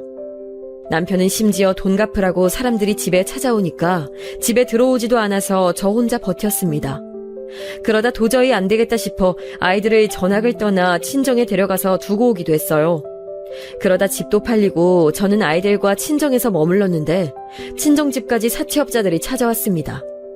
그 사채업자들한테 나도 남편 어딨는지 모른다고 당신들이 좀 찾아달라고 부탁하며 오니까 그 사람들도 제가 불쌍했는지 혀를 차며 남편 나타나면 꼭 말하라고 했습니다. 그렇게 몇 달 지나자 남편은 친정으로 찾아왔는데 저는 반갑지도 않고 짜증도 나고 화가 나서 따지니까 또 미안하다고 무릎 꿇고 싹싹 빌더라고요. 친정엄마에게 장모님 제가 너무 죄송하다고 얼굴을 받고 비니까 친정엄마는 이번만 도와준다고 하시며 결국 또 빚을 갚아주셨습니다. 저도 이번이 진짜 마지막이고 당신 인생의 사업이라는 글자를 지우라고 했더니 알겠다고 미안하다고 저를 잡고 울길래 마음이 약해졌어요. 이런 말을 하면 웃기게 들릴 수도 있지만 남편은 밖에서 사고를 쳐와도 안에서는 참 잘했거든요. 사업이나 도박만 아니라면 진짜 괜찮은 남편이었는데 과일 장사할 때도 그랬고 트럭 운전을 할 때도 저한테 돈을 다 가져다 줬고 무엇보다 아이들한테는 좋은 아빠였습니다. 많이 놀아주고 친구처럼 재밌는 아빠라서 밖에서 사고치고 돌아와도 아이들은 아빠를 미워하지 않았어요. 아무래도 남편이 했던 일들이 몸쓰는 일이라 체력이 많이 소요되어 힘들었을 텐데 남편은 시간이 나면 늘 아이들과 함께 하려고 했습니다. 집 앞에 있는 공원에 가서 아이들과 공을 차며 놀기도 하고 등산도 가고 많이 놀아주려고 했어요. 아이들은 저보다 남편하고 더 친밀감을 느낄 정도로 남편은 아이들한테 헌신적으로 대했기 때문에 그런 모습을 보며 저는 남편이 미워도 꾹 참고 살았었죠. 그렇게 남편은 다시 시작한 우리 가정에 집중했고 그 뒤로는 나름 또 자리 잡아서 열심히 일하기 시작했습니다. 저도 바닥부터 일어나야 하니까 집 주변에서 일도 많이 하게 되고 되는 대로 일하며 아이들을 키웠어요. 힘들게 키운 것에 보답이라도 하는 듯 아이들은 제가 해준 것에 비해서 잘 자라줬는데 둘 다 서울에 있는 대학에 진학하게 됐습니다. 아주 명문대는 아니었어도 남들이 들으면 다 아는 대학에 갔으니 저는 그 정도로도 너무나도 만족했어요. 사실 아들은 어려서부터 체육을 좋아하고 축구에 관심이 많아 어렸을 때 장래희망이 축구선수였습니다. 남편이 시간 나면 아들을 데리고 동네 공터에 가서 같이 공놀이를 했는데 그 영향이 컸죠. 아들은 유치원 때부터 선생님께 꼭 커서 축구선수가 되겠다고 했고 초등학교 때는 유소년 축구단에 들어가기도 했어요. 그런데 우리가 아이들이 어릴 때 이사를 여러 번 가기도 했고 친정에서 지냈던 적도 있었고, 아니 무엇보다 금전적 부담이 매우 컸습니다. 저는 운동선수가 되려면 그렇게 돈을 많이 투자해야 하는지 전혀 모르고 있었는데 본격적으로 선수 생활을 하려면 돈이 무조건 많아야 하더라고요. 이 사실을 알아챈 친정부모님이 도와주신다고 했지만 이미 친정에서 남편 빚을 갚느라 많은 도움을 받은 터라 차마 아들까지 도움을 받을 수는 없었습니다. 그래도 아들한테 돈이 없으니 축구를 포기하라고 하기엔 미안해서 밤낮 없이 일하며 지원했지만 주변 운동하는 친구들과 비교되기도 했던 건 어쩔 수 없었어요. 우리는 당장 생활비도 한 푼이 아깝던 시절이라 아이들이 공부밖에 할 게 없었습니다. 아들도 그걸 알았는지 중학교에 올라가면서 운동은 접었는데 전 이게 그렇게 미안하더라고요. 아들과 딸은 제가 남들은 다 하던 과외도 하나 해주지 못했습니다. 학원은 겨우 보냈는데 그것도 남매 각자 하나씩만 보낼 수 있던 형편이라 원하는 과목 하나씩만 보내줬어요. 그래도 친정에서 아이들 입시 때는 아낌없이 지원해주라고 없는 살림에 돈을 보내주어 고3 때는 남들보다 부족하지만 그래도 해줄 만큼 해줬습니다. 아이들을 생각하면 그냥 항상 미안한 마음이 들어요. 제가 남편이 집에 들어오지 않을 때 혼자 나가서 아무 일이나 해야 하니까 아이들을 챙기지 못했는데 그때 둘이 서로 의지하며 지냈을 거를 생각하면 참 마음이 아픕니다. 그래도 둘 다 성격이 순한 편이고 드세지 않아서 제가 미안하다고 하면 아니라고 자기들이 빨리 커서 가게에 보탬이 되겠다고 하던 아주 착한 아이들입니다. 그렇게 아들과 딸이 대학에 입학하고도 남편은 정신도 못 차린 듯 사업 소리는 꺼내지 않고 잠시나마 평화를 찾게 됐어요. 딸은 기특하게도 본인 학비를 공부해서 장학금을 타서 다녔고 아들과 딸 둘 다 대학을 다니던 내내 아르바이트로 본인들 용돈을 벌어 다녔지요. 저도 집에서 소일거리를 하며 혹시 모를 상황에 대비해 저축을 많이 하기 시작했습니다. 그렇게 딸이 먼저 대학을 졸업하고 직장에 다니게 됐는데 딸은 서울 여의도에 있는 아주 큰 대기업에 입사했어요. 학창시절 내내 모범생이었고 살면서 제 속을 썩인 적이 단 한 번도 없는 딸이라 대기업에 취업하는 것은 진짜 바라지도 않았는데 취업했다는 전화를 받고 너무 기뻐서 길거리에서 울기까지 했답니다. 해준 것도 없는데 이렇게 잘 자라주니 얼마나 뿌듯한지 모르겠더라고요. 아들도 대학을 졸업하고 대기업에 입사했고 저는 그렇게 우리 집이 고생하더니 드디어 빛을 본다고 생각했습니다. 아이들이 자라서 대학에 간 것도 저한텐 놀랄 일이었는데 어느새 커서 직장을 다닌다니 믿기지 않았어요. 저는 다른 엄마들처럼 아이들한테 많은 신경을 써주지도 못했고 아이들을 키우면서 남편과 시어머니 때문에 신경 쓸 일이 너무 많아 항상 미안한 마음뿐이었거든요. 딸은 직장에 들어가서 고등학교 때 만난 첫사랑과 바로 결혼했는데 사위는 저도 아는 친구였습니다. 고등학교 때 딸과 짝꿍으로 만났던 걸로 기억하는데 참 착하고 순했던 남자아이라 그때부터 저는 저 아이가 내 사위가 된다면 얼마나 좋을까 생각했었죠. 둘 다 공부도 잘하고 조용했는데 고등학생 시절에 사귄 것은 아니고 졸업하고 대학에 다니면서 만나게 됐대요. 같은 학교에 들어가서 자연스럽게 붙어있는 시간이 늘어 여행도 다니고 놀러도 다니며 사귀게 됐다고 하더라고요. 사위는 고등학생 때는 되게 앳된 얼굴에 마냥 어린 남자아이 같았는데 확실히 성인이 되고 군대에 다녀오니 어른처럼 느껴졌습니다. 딸이 여자라 먼저 취업하고 사위도 곧바로 취업했는데 둘 다 직장인이 되니까 빠르게 결혼하겠다고 데려왔어요.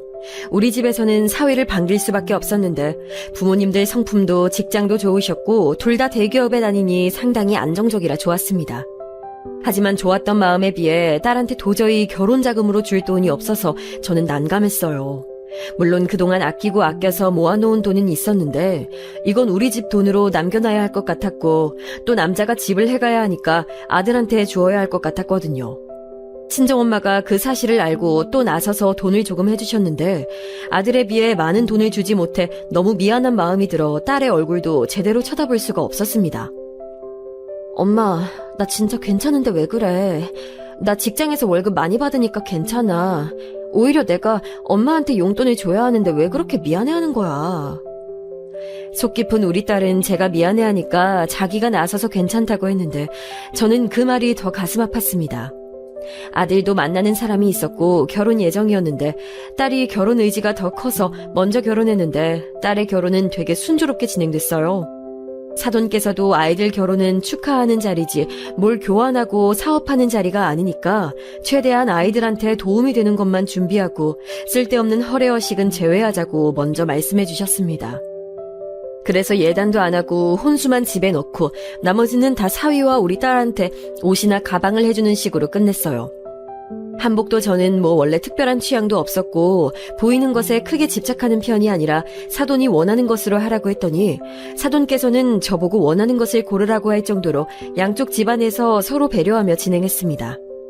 결혼식장도 신혼여행도 상견례도 서로 양보하고 배려하니까 너무나도 쉽게 진행되어 딸과 사이는 흔한 다툼도 없이 결혼할 수 있었어요.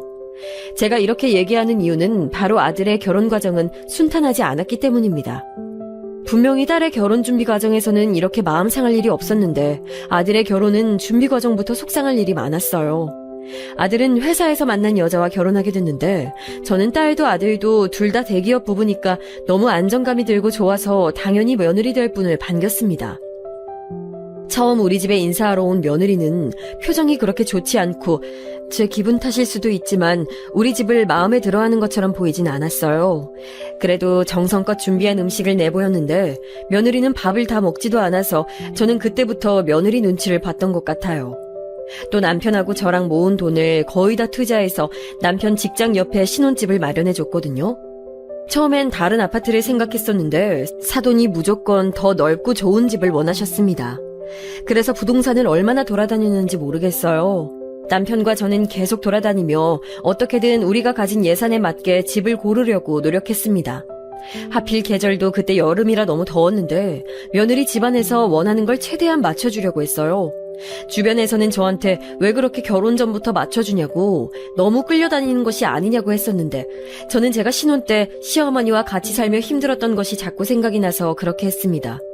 우리 딸 시집 보낼 때도 다른 것보다 결혼하고 시집살이 당할까봐 그게 그렇게 걱정이었는데 다행히 딸은 어릴 때 알던 친구와 결혼해서 이미 딸 친구 엄마로 사돈을 알고 있어서 그 부분은 걱정 없었거든요. 그래서 며느리 집안도 아무래도 제일 걱정되는 것이 시집살이일까 두려워 일부러 하나부터 10까지 다 맞춰주려고 했었습니다. 그렇다고 며느리 집안이 재벌이거나 그런 건 절대 아니었고 우리보단 당연히 잘 살았지만 대한민국의 평범한 집안이었어요. 신혼집을 겨우 어떻게 구했더니 이번엔 결혼식장으로 문제가 있었습니다. 저는 신혼집은 우리가 해줬으니 식장은 아들 부부가 알아서 고르겠지 생각했었어요. 그런데 며느리는 여기로 하겠다며 저에게 호텔 결혼식장을 보여주더라고요. 제가 당황해서 여기서 안 해도 요즘 잘 되어 있는 곳들 많다고 했더니 자기는 결혼에 대한 기대가 커서 꼭 거기서 하고 싶다고 했습니다. 혼수를 좋은 것으로 고르느라 돈을 다 썼다며 자기 집에서는 할 만큼 했다는 며느리에게 저는 우리도 사정이 좋지 않아 호텔 결혼식은 해줄 수가 없다고 했더니 기분이 상했는지 연락을 뚝 끊더라고요. 저도 마음 같아서는 아들의 하나뿐인 결혼식이고 어렸을 때 아들에게 충분히 지원해주지 못했던 것이 마음에 남아 해줄 수 있을 때 마음껏 해주고 싶은 게 당연히 부모의 마음이었습니다. 돈이 있으면 당연히 해주고도 남았겠지만 그게 아니었으니 가슴이 아팠지만 아닌 것은 아니라고 말할 수 있어야 하잖아요. 결국 식장은 동네에 있던 예식장으로 잡았고 이외에도 며느리는 원하는 것을 계속 요구했는데 도저히 우리 집에서 감당할 수 있는 수준이 아니었습니다. 당장 제가 시어머니에게 구박당하던 것을 잊을 수 없으니 저도 최대한 며느리에게 잘해주고 싶었는데 이렇게 결혼 전부터 맞지 않으니 속상한 마음이 들었죠. 그래도 어떻게 잘 해결되어 결혼식까지 올리고 저도 며느리 눈치를 보며 부딪히지 않으려고 노력했습니다. 딸과 아들이 결혼까지 하니까 드디어 인생의 숙제를 다한 기분이 들었어요. 이대로 남편과 남은 인생을 조용히 보낼 생각을 하니까 뿌듯한 마음도 들고 실제로 저는 시골에 내려가서 살고 싶어서 지역도 고르고 있었는데 제 인생도 진짜 쉽지 않았습니다. 남편은 그동안 조용하더니 또다시 도박에 빠지게 됐거든요. 처음에 그 사실을 알고 예전에 악몽이 떠올라서 남편을 때리며 말렸습니다. 남편은 그냥 장난삼아 한 거라며 저를 달랬는데 역시나 남편은 또 사고를 거하게 치게 됐어요. 심지어 이번에는 사고를 너무나도 크게 쳐서 집도 넘어갔고 생각하기도 싫을 정도로 힘든 상태가 됐습니다. 친정아버지는 아들이 결혼하고 1년 뒤에 돌아가셨고 친정엄마도 많이 늙고 아파 힘들어서 이 사실을 알면 충격에 돌아가실까 두려워 말하지도 못했어요. 당장 집을 팔아 급한 불은 껐는데 이 망할 남편은 저에게 미안하다고 또 무릎 꿇고 빌더니 이번에는 행방불명이 됐습니다. 제가 끝까지 책임지라고 소리질러도 제 얼굴을 볼 낯이 없다고 미안하다고 제 이름만 하염없이 내뱉었어요. 자기가 진짜 책임진다고 조금만 기다려달라고 집을 급하게 나간 남편은 그 뒤로 돌아오지 않았고 저는 갈 곳이 없어서 모텔에서 생활하게 됐습니다. 이 사실을 아이들에게 알리니 아들과 딸도 황당해하며 남편을 찾으려고 노력했는데 이 망할 인간은 어디 갔는지 머리카락 한 올도 없었어요. 급하게 집을 팔고 제가 그동안 열심히 모아놓은 노후 자금도 다 탈탈 털어 빚을 겨우 갚긴 했는데 그렇게 하니까 막상 제 거처가 없었습니다. 모텔 생활도 계속할 수가 없었고 예전처럼 친정에 알리면 친정엄마가 충격받아 돌아가시게 될까봐 두려워 말하지도 못했죠. 결국 저는 하는 수 없이 아들 집으로 들어가게 됐어요. 딸이 자기 집으로 오라고 했었는데 사실 딸의 집은 제가 지낼 방이 없었습니다. 사돈도 제 사정을 듣고 안타까워했는데 현실적으로 제가 딸의 집으로 들어가면 거실에서 지내야 할 형편이어서 아들 집으로 들어가게 됐어요. 아들 집은 제가 부동산에서 알아본 그 집이었는데 방이 3개라 제가 지낼 방이 있긴 했거든요. 물론 저는 시어머니와 같이 한 집에서 사는 게 어떤 의미인지 너무 잘 아니까 며느리에게 미안하고 사돈 볼 낯도 없고 눈치도 보이고 들어가기 싫었지만 다른 방법이 전혀 없으니 선택지가 없었습니다. 며느리는 저에게 대놓고 말은 안 했지만 표정이나 행동이 너무 마음에 안 들어하고 제가 들어가는 문제로 아들과 많이 싸웠던 게 티가 나더라고요. 미안해서 저도 일이라도 해서 빨리 돈을 모으고 싶었는데 하필 제가 그때 허리가 아파 어디 나가서 일을 구하지도 못했고 나이가 있으니 저를 예전처럼 써주는 곳도 없었습니다. 그렇게 아들 부부와 같이 살게 됐는데 원래 제 성격 자체가 남에게 피해주는 것을 극도로 싫어하고 민폐 끼치는 것을 세상에서 제일 싫어할 정도로 저는 눈치를 많이 보며 살게 됐어요. 며느리는 아이를 가지며 직장을 그만뒀는데 종일 소파에서 누워있고 제가 그 넓은 평수의 집을 다 청소하고 빨래하고 요리까지 했습니다. 시장도 제가 가서 봐오고 집에서 아들이 출근하기 전에 밥을 차리고 그동안 며느리가 취미생활을 하러 나가면 빨래와 청소를 하고 저녁 준비하고 며느리와 아들의 저녁밥도 차려줬죠. 아들은 저에게 원래 그렇게 깔끔하게 사는 편이 아니라고 너무 무리하지 말라고 했는데 얹혀 사는 게 어디 그게 쉬운가요? 며느리가 손주를 낳고는 더 제가 할 일이 늘어났는데 며느리는 산후조리도 아들 집에서 했거든요. 그러면 저는 시장에 가서 며느리 먹을 소고기랑 미역국 재료를 사와서 다 요리하고 사돈이 오시면 다 맞이하고 돌아가시면 청소하고 아기 손수건하고 옷들 빨래도 하느라 바빴습니다. 허리가 안 좋아서 그렇게 일하면 너무 아파서 한동안 일어나지도 못하고 누웠어야 했는데 그래도 이렇게 해야 제가 마음이 편해서 어쩔 도리가 없었어요. 첫째 손주는 아들이었고 둘째 손주도 아들이었는데 그렇게 산후조리도 도와주고 심지어 육아도 다 제가 했습니다. 며느리는 직장에 다니지 않았는데 워낙 친구도 많고 모임도 많아 약속 때문에 밖에 나가는 날이 많더라고요. 그러면 제가 아침부터 일어나서 며느리와 아들 밥을 차리고 둘이 나가면 종일 아이들을 보는데 예전에 내 자식들을 키우던 때랑 체력이 너무 달라져서 힘들었습니다. 또 하필 아들 2명이었고 성격들도 가만히 있는 성격이 아니라 집에 있으면 아랫집에서 층간소음으로 항의가 들어왔기 때문에 그 2명을 이끌고 밖에 나가서 놀이터도 가고 공원도 가고 했습니다. 최대한 손주들에게 화를 내기 싫고 또 힘든 마음과 별개로 예쁜 마음은 분명해서 잘해주려고 해도 체력이 부족하니 그렇게 몇 시간만 아이들을 보고 나면 기가 빨려서 힘들었어요. 그런데 그렇게 집에 와서도 며느리와 아들 밥을 차리고 온 가족의 청소와 빨래를 하니 안 그래도 아픈 허리가 더 아프더라고요. 손주들이 반찬 투정이 심해서 며느리 음식보다 제 음식을 더 좋아했는데 며느리는 그것도 싫어하는 눈치였는데 그렇다고 제가 요리하지 않으면 손주들이 입에도 대지 않으니 몰래 음식을 만들곤 했었죠. 그렇게 10년을 살았는데 며느리와 아들은 손주들을 데리고 가끔 사돈집을 방문했는데 그때가 얼마나 좋았는지 모르겠습니다. 며느리는 또 부동산에 관심이 많아서 항상 저한테도 한강이 보이는 아파트로 이사가고 싶다는 말을 자주 했었는데 그러면서 저에게 은근 언제 나가는지 눈치 주기도 했어요. 한강 아파트로 가려면 평수를 줄여서 가야 하는데 그렇게 되면 방이 하나 줄어드는데 지금 상황으론 그럴 수 없어서 본인이 힘들다고 하더라고요. 그 말을 듣고 저도 속상하고 눈치가 보여 그냥 친정엄마가 계신 시골로 돌아갈까 생각도 했는데 손주들 때문에 그러지도 못했습니다. 왜냐하면 손주들은 본인 엄마인 며느리보다 제 말을 더 잘 들었고 요리도 제 요리를 더 좋아해서 아들은 계속 저와 같이 사는 것을 원했거든요. 제가 어쩌다 친정엄마가 계신 시골로 가면 손주들은 할머니 가지 말라고 매달리고 혹은 자기들도 데려가라고 울고불고 난리가 아니었습니다. 그런 모습을 보며 며느리는 점점 저한테 차가워졌고 저도 눈치가 보이니 집안일을 더 많이 했어요. 그렇다고 제가 며느리에게 잔소리하거나 뭐라 한 적은 전혀 없었습니다. 시어머니에게 당했던 것이 기억나기도 했지만 그걸 떠나서 제 성격 자체가 남에게 뭐라 하지 못하는 성격이라 며느리에게 잔소리할 생각조차 하지 않았거든요. 그리고 저는 밤마다 망할 놈의 남편이 도대체 언제 돌아올지 기다렸는데 이 인간은 10년이 지나도 연락 한 번 없었습니다. 딸은 저에게 그냥 죽었다고 생각하고 우리끼리 잘 살고 있으면 돌아올 거라는데 저는 괘씸해서 나중엔 나타나기만 해봐라 하는 생각을 하고 있었어요. 처음엔 원망이 많았는데 나중엔 도대체 살아있긴 한 건지 의문이 들었고 그리움도 당연히 있었습니다. 남편은 그렇게 사고를 쳐도 저에게 손을 대거나 아이들에게 행패를 부리지는 않았는데 그 기억 때문에 제가 그랬던 것 같아요. 그러던 어느 날이었습니다.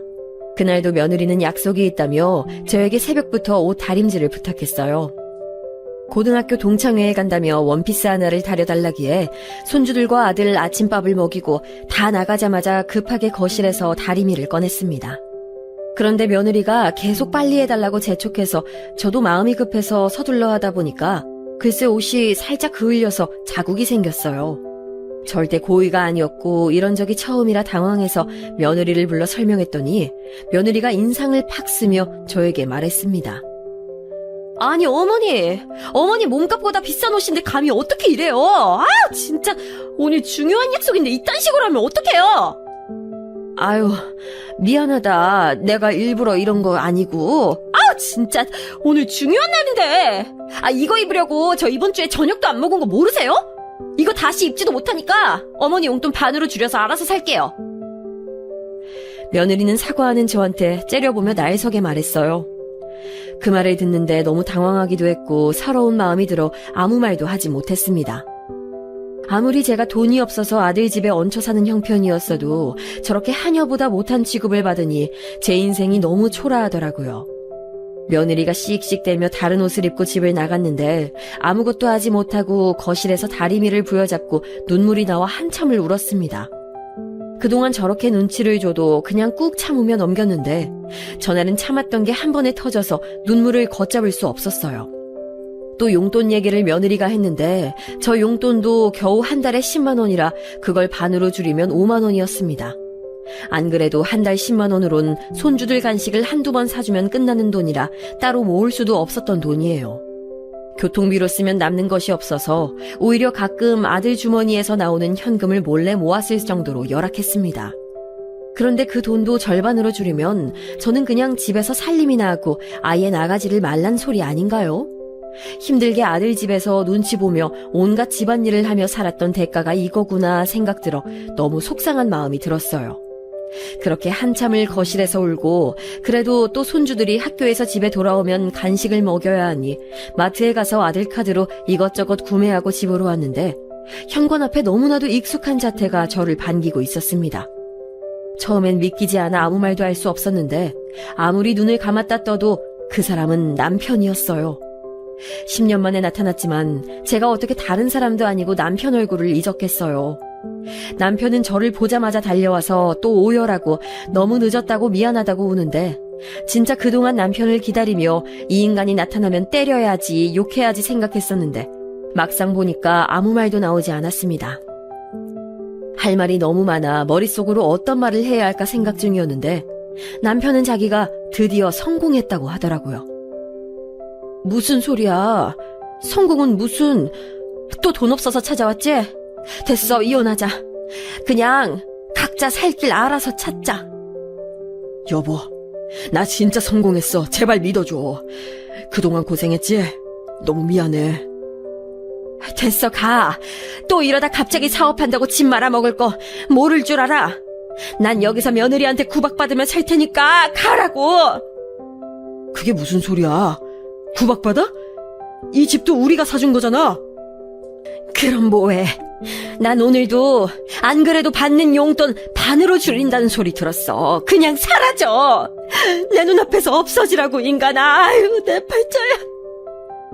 말하다 보니 갑자기 속에서 북받쳐 오르는 감정을 주체할 수 없어 장을 봐온 봉지도 바닥에 내려놓고 남편 등짝을 때렸습니다.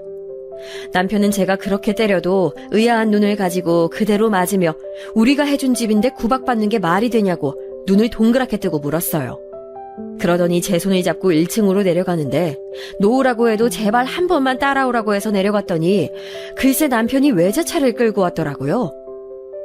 야 인간아, 이건 또 무슨 돈으로 사왔어? 이거 갚으라고 나타났지?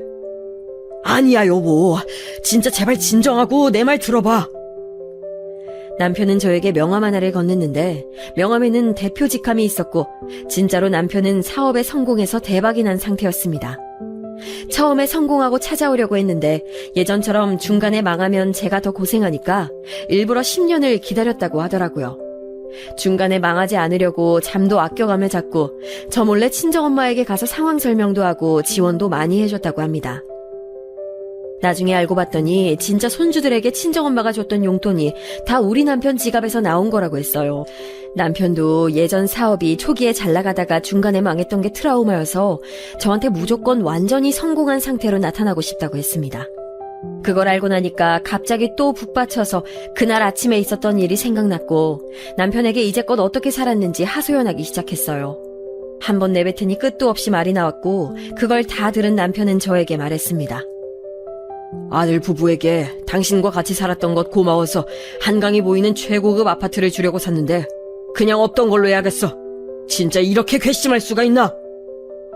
남편 말로는 그동안 식구들이 고생했으니 저와 남편이 살 한강 고급 아파트를 하나 사고 아들 부부 목도 샀었다고 했어요.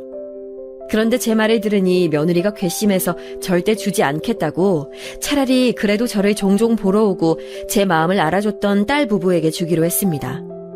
사위는 저를 볼 때마다 어머니 우리가 꼭 모실 거라고 며느리 몰래 용돈도 주고 그랬거든요.